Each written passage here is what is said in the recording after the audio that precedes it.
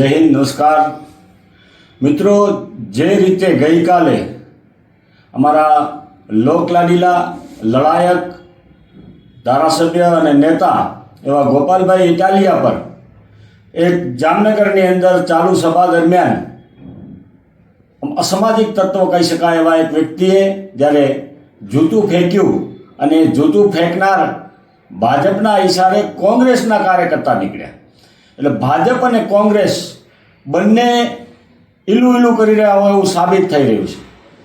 ભાજપ ઇશારો કરે એટલે આમ આદમી પાર્ટી જે લોકોનો અવાજ બની રહી છે, કિસાનોનો અવાજ બની રહી છે અને લોકોને આ સત્તા સામે બોલતા શીખવાડી રહી છે, એમના પ્રશ્નોને, એમની જે વેદનાઓ છે એને વાચા આપવા માટેનું પ્લેટફોર્મ આપી રહી છે।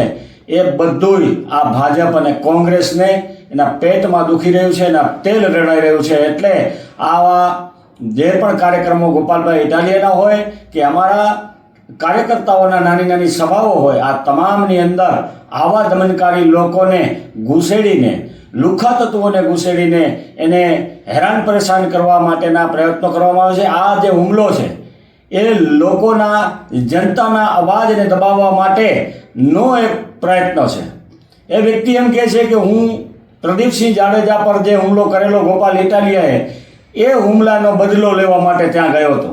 રાજપૂત તરીકે અને સમાજના એક આગેવાન તરીકે ગયો હતો। મને સમાજની લાગણી છે ભાઈ, તમને જો સમાજ પ્રત્યેની લાગણી હોય તો આ વિજય રૂપાલા જ્યારે બેટી રોટીના વિષય પર બોલ્યા, ક્ષત્રિયની અસ્મિતા પર જ્યારે એણે આ બોલબંચન કર્યા, તરાપ મારી, ત્યારે આટલું મોટું આંદોલન થયું, ત્યારે તમે ક્યાં ગયા હતા? ત્યારે તમે શું એના પર કાળી સાંઈ ફેંકવા ગયા કે જૂતું મારવા ગયા કે એને બોલતો બંધ કરવા ગયા? તમારા જ સમાજનો જો તમને એટલો બધો આદર ભાવ છે તો ત્યારે રાજપૂતના બદલે ભાજપૂત કેમ બની ગયા હતા?